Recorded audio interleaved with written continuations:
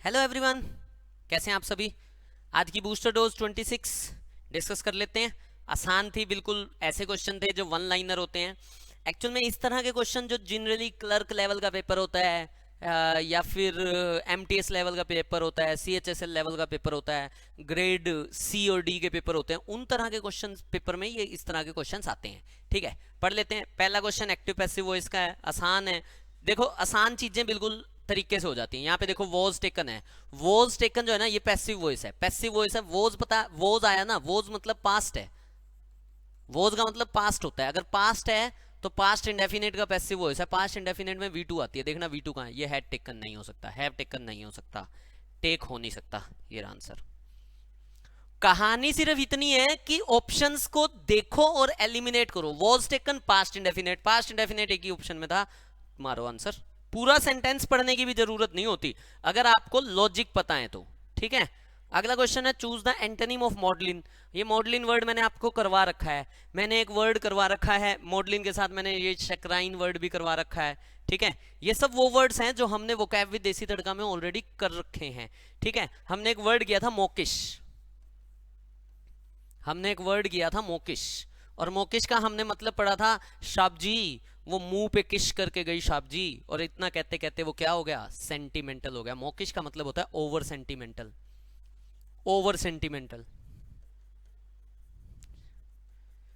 ठीक है, शक्राइन का मतलब पता है क्या होता है, शक्कर से भरा हुआ, शक्राइन, शक्कर की घरवाली शक्राइन, सेठ, सेठ की घरवाली सेठाइन, है ना, वैसे ही शक्राइन। ओवर स्वीट, शक्राइन का मतलब होता है ओवर स्वीट। कुछ लोग होते हैं ना कुछ ज्यादा ही मीठे होते हैं, वो मीठे एक्चुअल में होते नहीं। मॉडलिंग का मतलब भी यही होता है, ओवर स्वीट। ठीक है, तो इसका हमें एंटोनिम बताना है, ये तो सिनोनिम है, ये एंटोनिम नहीं होगा। पंक्चुलियस, पंक्चुलियस वर्ड का मतलब होता है जो हर चीज में पंक्चुअल हो, जो बहुत ज्यादा ध्यान देके करे किसी भी काम को, इसका मतलब होता है मेटिकुलस, मेटिकुलस। तो ये भी आंसर नहीं आ सकता, तुम आंसर दिया करो साथ साथ। ठीक है, अभी मैं जब करवा रहा हूं तो तुम्हारा आंसर क्यों नहीं आ रहा, आंसर आ जाना चाहिए। बी फडल्ड होता है कंफ्यूज्ड, हर क्वेश्चन का आंसर मुझसे पहले देने की कोशिश किया करो। बी फडल्ड होता है कंफ्यूज्ड, और प्रैग्मेटिक होता है प्रैक्टिकल। क्या हो गया, भले ही लाइव नहीं चल रही लेकिन मैं तुम्हारे ऑप्शंस देखता हूं, मैं लाइव मैं भी चला के बैठा होता हूं जब क्लास चल रही होती है। ठीक है, करना क्या है, फिलर्स हैं, चलो। It is not dash to ignore all allegations of booth capturing and rigging as murmurs of dash losers. Dash have come to light of intimidation of whole villages and communities to make them vote for a particular candidate or party. तुम्हें पता हो या ना पता हो, rigging का मतलब पता है क्या होता है, या बूथ कैप्चरिंग पता है क्या होती है। बूथ कैप्चरिंग का मतलब होता है कि मतलब कहीं पे इलेक्शन हो रहे हैं और इलेक्शन में क्या हुआ कि किसी पार्टी वालों ने एक बूथ को पूरा कैप्चर कर लिया और उस बूथ पे जितने वोट डलेंगे सारे के सारे एक ही पार्टी के फेवर में डलेंगे। तो कह रहे it is not dash to ignore all allegations, कह रहे ऐसी चीजें भी सामने आई हैं कि भाई पूरे के पूरे विलेज को ही एक बंदे के लिए, एक पार्टी के लिए वोट करवाने के लिए मजबूर भी किया गया है। तो वो सब बातें चल रही हैं। कह रहा है it is not dash, it is not dash to ignore all allegations, it is not dash, it is not realistic, it is not reliable, it is not essential, it is not required. Required या essential तो वैसे ही same हो गए, ये तो वैसे ही eliminate हो गए। और it is not reliable, reliable का मतलब होता है विश्वास करना, मतलब इस चीज पे विश्वास नहीं करना चाहिए कि हम इग्नोर कर रहे हैं, नहीं। कह रहे इट इज नॉट रियलिस्टिक, कह रहे ये चीज प्रैक्टिकल नहीं है कि हम सारी ही एलिगेशंस को, बूथ कैप्चरिंग की जितनी भी एलिगेशंस होती हैं उनको सिर्फ ये कह दें कि ये तो लूजर्स जो हैं उनकी मर्मर्स हैं, murmurs of dash losers, rational losers, huge losers, disgruntled dudders. पहली कहानी लूजर है, लूजर के साथ नेगेटिव वर्ड होगा। आइडियलिस्ट का मतलब होता है जो आइडियल हो किसी का, रैशनल का मतलब होता है लॉजिकल। नेगेटिव वर्ड चाहिए, नेगेटिव वर्ड ये भी नहीं है ये भी नहीं है, ये तो वैसे ही हो गया। ह्यूज लूजर क्यों, डिसग्रंटल, डिसग्रंटल का मतलब होता है जो नाराज हो रहा है, परेशान हो रहा है। तो लूजर क्या हो रहा होगा, परेशान हो रहा होगा। तो कह रहा है कि उनकी बात को ऐसे ही नहीं मानना चाहिए। Dash have come to light of intimidation of whole villages and communities, कह रहा है ऐसी चीजें सामने आई हैं। कम टू लाइट का मतलब होता है सामने आना। Dash have come to light, तो चीजें सामने आई, कम टू लाइट का मतलब सामने आना। तो instances have come to light, sources have come to light, ideas या रीजंस, रीजंस सामने नहीं आया, आइडियाज सामने नहीं आए, सोर्सेज नहीं, इंस्टांसेस, ऐसी घटनाएं। इंस्टांस का मतलब होता है सिचुएशन, तो ऐसी सिचुएशंस, ऐसी घटनाएं सामने आई हैं कि इंटिमिडेट किया गया है, धमकाया गया है, डराया गया है पूरे के पूरे विलेज को और पूरी की पूरी कम्युनिटी को कि आप एक ही पार्टी के लिए वोट करो। एट टाइम्स, यहाँ पे फ्रेज लिख रहा है एट टाइम्स, एट टाइम्स का मतलब होता है many times, election officials have been dash by unscrupulous politicians. कह रहे जो इलेक्शन ऑफिशियल्स है ना उनको भी डैश किया गया है। इलेक्शन ऑफिशियल्स को डिसाइड किया गया है, पॉलिटिशियंस ने डिसाइड किया होगा, सेफ गार्ड उनको सेफ किया होगा, उनको रीजवनेट, रीजवनेट का मतलब होता है दोबारा से जीवन दे देना, उनको धमकाया गया है। कह रहा है उनको भी धमकाया गया है। काहे के लिए? काहे के लिए? किसने धमकाया? अनस्क्रूपलस पॉलिटिशियंस ने। अनस्क्रूपलस कौन होते हैं? अनस्क्रूपलस होते हैं जो डिसऑनेस्ट, तो उन्होंने इनको भी धमकाया है। फिर क्या लिख रहा है? इनटू टर्निंग अ ब्लाइंड आई, और उनको किस लिए धमकाया कि भाई आंख बंद कर लो, to dash practices, positive, rare practices, usual practices, unjust. Negative word चाहिए, नेगेटिव सेंस आ गई थी, नेगेटिव वर्ड चाहिए, एक ही नेगेटिव वर्ड है, आंसर आ गया। चलो आगे बढ़ जाओ, है ही नहीं क्वेश्चंस में दम। फिर क्या कह रहा है? Each of the following sentences has a blank space, black space नहीं, ब्लैंक स्पेस था, ब्लैक लिख दिया, कोई बात नहीं। If everyone dash we can get the kitchen painted by noon. कह रहा है अगर हर कोई ब्लो अप करे, कट इन करे, चिप्स इन करे, गो ओवर करे, आंसर है चिप्स इन। क्यों है? क्या ध्यान से सुन लेना। कट इन का मतलब होता है इंटरप्ट करना, कट इन का मतलब क्या होता है? इंटरप्ट करना।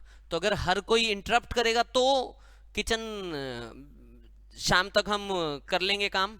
ब्लो अप, अगर हर कोई एक्सप्लोड हो जाए, हर कोई फट जाए, तो किचन शाम तक पेंट हो जाएगा। गो ओवर का मतलब होता है जैसे गो थ्रू, गो ओवर, इसका मतलब होता है रीड करना, किसी चीज को थोड़ा सा पढ़ना, एग्जामिन करना, ये भी नहीं। चिप्स इन का मतलब होता है इन्वॉल्व होना। अगर हर कोई चिपकता है ना इस काम में, मतलब हर कोई इन्वॉल्व होता है, तो हम इस काम को दोपहर तक कर लेंगे। I dash the job because I was afraid of change.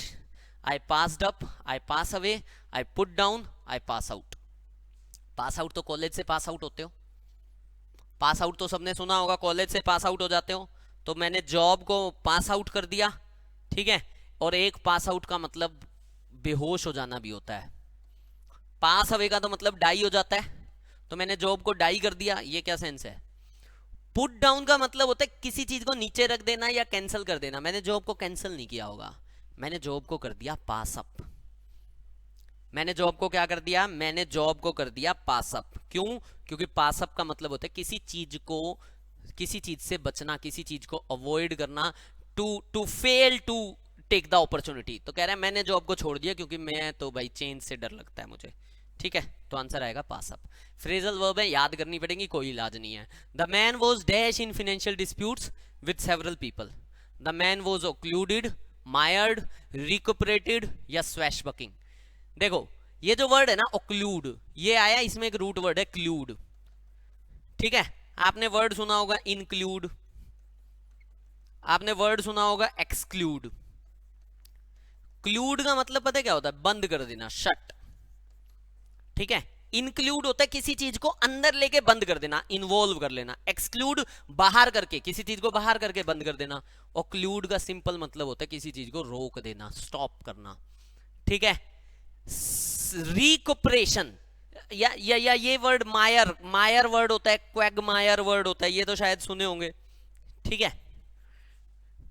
मायर का मतलब होता है किसी चीज में फंस जाना। मायर, वैसे मायर दलदल को बोलते हैं, क्वैगमायर भी दलदल को बोलते हैं, तो मायर होता है किसी चीज में फंस जाना। रिकपरेशन या रिकपरेट यूज होता है मतलब ऑपरेशन के बाद आप रिकपरेट हो रहे हो, तो मतलब रिकवर करना, रिकवर करना। तो ना तो ये ऑप्शन बनता है ना ही ये। द मैन वॉज, मैन को रोका गया था फाइनेंशियल डिस्प्यूट्स में, या मैन रिकवर हो रहा था फाइनेंशियल डिस्प्यूट्स में, या फंसा हुआ था, मैन था फंसा हुआ, ठीक है। और ये जो है ना स्वैश बकलिंग, स्वैश बकलिंग पता है क्या होता है? मतलब कोई रोमांटिक पार्टी कर रहे हो आप, ठीक है, रोमांस विद एडवेंचर, इसको बोलते हैं स्वैश बकलिंग, ठीक है। रोमांस विद एडवेंचर, कोई रोमांटिक पार्टी पानी के अंदर जाके कर रहे हो, इस तरह की चीजें होती हैं स्वैश बकलिंग। तो ये भी नहीं है, मायर्ड इन, ठीक है। वैसे भी मायर के साथ इन आता है। चलो अब क्या बताना है? Select the alternative which best expresses the meaning, synonym बताना होगा। अच्छा, cast the first stone, cast the first stone शायद आपने सुना होगा, पढ़ा होगा, मुझे नहीं पता कितने लोगों ने सुन रखा है। एक ना फ्रेज है, let him who is free from sin cast the first stone, ऐसा पूरा फ्रेज यूज होता है।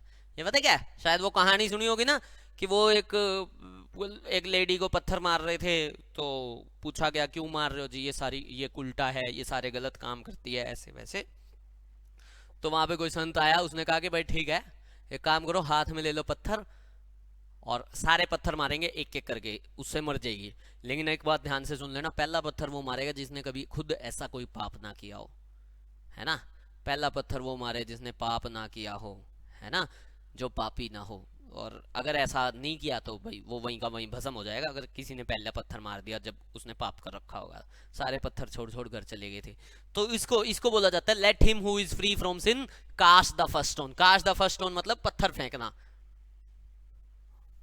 सबसे पहले वो पत्थर मारेगा जिसने फॉल्ट पा लिया है और खुद के अंदर उसके फॉल्ट नहीं है, ठीक है। To start a fight, to start an event, कुछ नहीं है। ऑल मूनशाइन, ऑल मूनशाइन, सारी जिंदगी में सिर्फ और सिर्फ चांदनी हो। अरे नहीं, 4 दिन की चांदनी और फिर अंधेरी रात। तो ऑल मूनशाइन जो मतलब होता है ना, अगर मतलब कोई आपको ये कह रहा है कि लाइफ हमेशा अच्छी चलती रहेगी, ये एक्चुअल में फार फ्रॉम रियलिटी होता है, ठीक है। फार सेलेस्टियल का मतलब होता है सेलेस्टियल, हेवनली बॉडीज जो होती हैं वो सेलेस्टियल होती हैं, तो ये तो कोई नहीं है। प्रॉस्पेरस लाइफ नहीं। ऑल मूनशाइन का मतलब होता है जो चीज एक्चुअल में नहीं है उसको बोलते हैं ऑल मूनशाइन, ठीक है। अगला देख लो, आगे अप फॉर ग्रैब्स। क्या है? Up for grabs. Up for grabs के 2 मीनिंग होते हैं।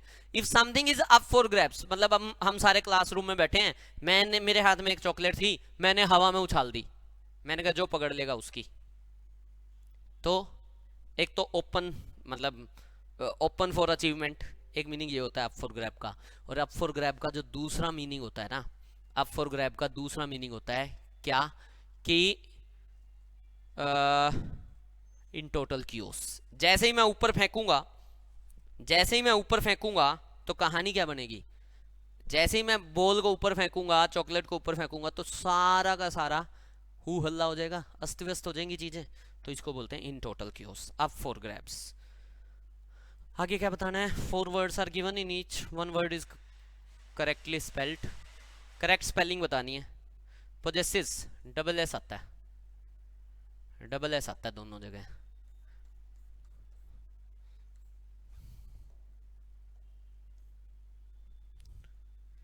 मरमरिंग, वैसे तो पता नहीं तुम्हें पता हो या ना पता हो, मरमरिंग की स्पेलिंग ना अभी हमने जो वो पढ़ा था ना क्लोज टेस्ट, उसमें भी थी, तो वहां से भी देख सकते थे। लेकिन कोई नहीं, डबल आर नहीं आता, ए नहीं आता, यू आता है दोनों जगह ही। मरमर, डबल आर नहीं आता, सिंगल आर आता है, मरमर, ठीक है। मरमर का मतलब होता है खुसर फुसर। डायरेक्ट इनडायरेक्ट स्पीच बताना है, चलो बता दो। She said to me we are to leave for the party early. ये देखो यहाँ पे लिखा है R2, R2 का वर्ड 2 बनेगा, ये गया वर्ड 2 हैड टू, R2 का बनेगा वर्ड 2। अच्छा, she said to me, she told me that, she told me that, दोनों सेम है। They were to leave for party, we were to leave for party early, दोनों same है, बस यहाँ पे एक फर्क है, दे और एक है वी। अब उसने मुझसे कहा है कि हम पार्टी के लिए जा रहे हैं, तो हम ये मानेंगे कि वी जो है ना, मी और शी दोनों को इन्वॉल्व कर रहा है, इसीलिए आंसर हमारा बनेगा वी, ठीक है। अगर यहाँ पे मी की जगह हिम होता, मी की जगह हिम होता तो हमारा आंसर दे हो जाता, लेकिन क्योंकि मी है तो मतलब ये है कि वो मुझसे कह रही है और हम दोनों ने ही जाना है, ठीक है। चलो, out of the 4 alternatives which is the best substitute phrase? Fear of dust. Fear of dust को क्या बोलते हैं आपने ये बताना है। पहले तो आपको ये पता होना चाहिए, जिन भी वर्ड में पीछे फोबिया आता है ना, फोबिया का मतलब ही होता है डर। और अनरीजनेबल, अनरीजनेबल फियर के लिए हम डर लगाते हैं, फियर बोलते हैं। यहाँ पे एक वर्ड लिखा है एम्बुल, एम्बुलेंस में भी एम्बुल होता है, एम्बुल का मतलब होता है चलना, तो एम्बुलोफोबिया का मतलब ही होता है चलना। ये उन लोगों को होता है जिनको ये लगता है कि भाई साहब मैं ना गिर जाऊंगा, मैं चलते चलते गिर जाऊंगा, उनको होता है एम्बुलोफोबिया। अगेटोफोबिया ये होता है कि भाई साहब मैं पागल हो जाऊंगा, इंसैनिटी का डर होता है, पागल लोगों से डर लगता है या खुद के पागल होने का डर लगा रहता है, उसको बोलते हैं अमेथोफोबिया। अमेथोफोबिया, मैथ वाले मास्टर जी को ना चौक की डस्ट से डर लगता है, ठीक है। और अगला वर्ड है अमेक्सोफोबिया। अमेक्सोफोबिया जो होता है ये होता है ड्राइवर्स को, ड्राइविंग से डर लगता है, खुद की ड्राइविंग से, पड़ोसियों की ड्राइविंग से, ड्राइविंग का डर होता है। अमेक्सोफोबिया ड्राइविंग का वर्ड है, ठीक है। कार चलाता है एमएक्स नाम की, इसको डर लगता है उससे। मैथ वाले मास्टर जी को डस्ट से डर लगता है। अगेटोफोबिया, इसको तो पागल होने का डर लगता है, कहता है पता नहीं भाई मेरे साथ होगा क्या। और एम्बुल तो एम्बुलेंस से याद रखोगे, चलना होता है एम्बुल का मतलब, ठीक है। Craze for stamp collecting, craze का मतलब होता है मैनिया, मैनिया का मतलब होता है पागलपन। जब आप किसी चीज को लेके पागल हो जाते हो, किसी चीज को लेके बहुत ज्यादा आपके मन में ये होता है कि भाई मैं ये काम तो करूंगा ही करूंगा, तो उसको बोला जाता है मैनिया, ठीक है। और स्टैंप कलेक्टिंग के लिए जो वर्ड यूज होता है टिम्ब्रोमेनिया ही होता है, आंसर यही है। टुलिपोमेनिया पता क्या होता है? टुलिप नाम का एक फ्लावर होता है, उसको आप मतलब क्या बोलते हैं, उससे मतलब उसकी कलेक्शन का आपको मैनिया हो जाता है, दैट इज नोन एज टुलिपोमेनिया, ठीक है। और ये टोमोमेनिया कुछ नहीं होता, टोमेटोमेनिया होता है, या तो स्पेलिंग गलत है या वैसे वर्ड ही नहीं होता। ट्यूटोमेनिया ये जो होता है ना, ये होता है जर्मन सीखने का, जर्मन लोगों के लिए जो चीज होती है, पूछे नहीं जाते। टिम्ब्रोमेनिया पूछा जाता है, ये याद रख लेना, ठीक है। Mania for making purchases, purchase करने का, कि क्या क्या चीज आप चाहते हो, मतलब हर चीज को परचेज करते रहने का जो मैनिया होता है, दैट इज नोन एज ओनियोमेनिया। इसको ना प्याज खरीदने में, नई चीजें खरीदने का मन होता है। ओपियोमेनिया नशे का वो होता है, ओपीएम का पागलपन होता है, अफीम का, ठीक है। ओनोमेटोमेनिया जो होता है ना, ये होता है वर्ड्स से रिलेटेड, मतलब कि आप ना नए नए वर्ड्स सीखना चाहते हो, तो इसका मैनिया होता है। ओनोमेनिया नाम की कोई चीज होती ही नहीं, ठीक है। बस मेन यही है, ये याद रखना, ओनियोमेनिया, नई चीज खरीदनी है। इज आवर नेशनल, PQRS है, is our national identity needs to be shrouded in a cloak of anodyne conformity.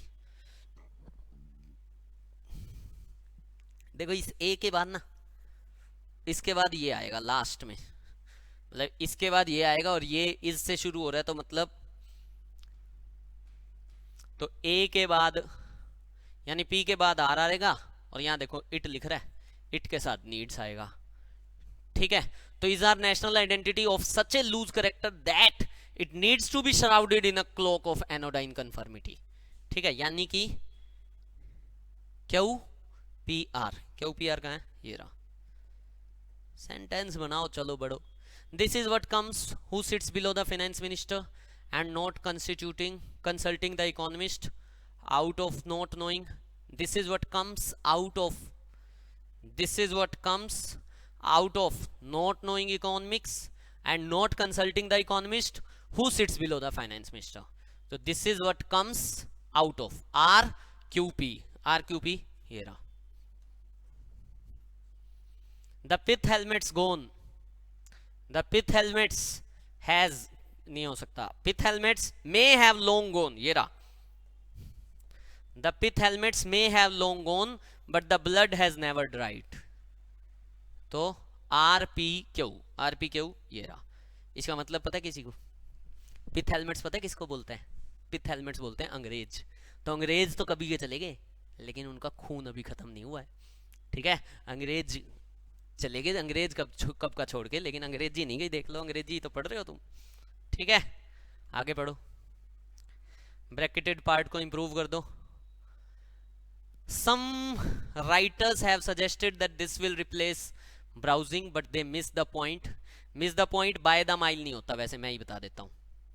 Miss the point by the mile नहीं होता, बाय ए माइल होता है। अगर नहीं भी पता हो miss the point by A mile मतलब थोड़ा सा मिस कर देना, ठीक है। लेकिन ना भी पता हो तो सिंपल सा फंडा है यार, दा कब लगता है किसी नाउन के साथ? दा तब लगता है जब कोई नाउन स्पेसिफिक हो। यहाँ स्पेसिफिक वाली कोई बात नहीं हो रही, तो बाय द माइल तो हो ही नहीं सकता, द माइल्स भी नहीं हो सकता, बाय माइल भी नहीं। माइल कॉमन नाउन है, सिंगुलर फॉर्म में विदाउट आर्टिकल आ नहीं सकता, ए आएगा ही आएगा, ठीक है। Making the drug affordable to those with extreme form of drug resistance will be highly commendable and a desperately needed model to being followed। क्या होता है?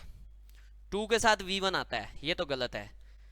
To have been followed, to be followed, for a follow, क्या to be followed है ही नहीं, question में ही दम नहीं है। सिनोनिम बता दो पेंडेमोनियम, कई बार पढ़ लिया पेंडेमोनियम, पांडे और मुनि इकट्ठे होकर आगे, हारमोनियम हाथ में ले लिया, उंगली सब करे जा रहे हैं, इसको बोलते हैं पेंडेमोनियम। पेंडेमोनियम होता है शोर शराबा, ट्रैंक्विल होता है, ट्रैंक्विल होता है शांत, प्लेसिड होता है शांत, काम होता है शांत। None of these is answer. वो कैब विद देसी तड़का अगर देखते हो ना तो वो कैब में दिक्कत नहीं आ सकती।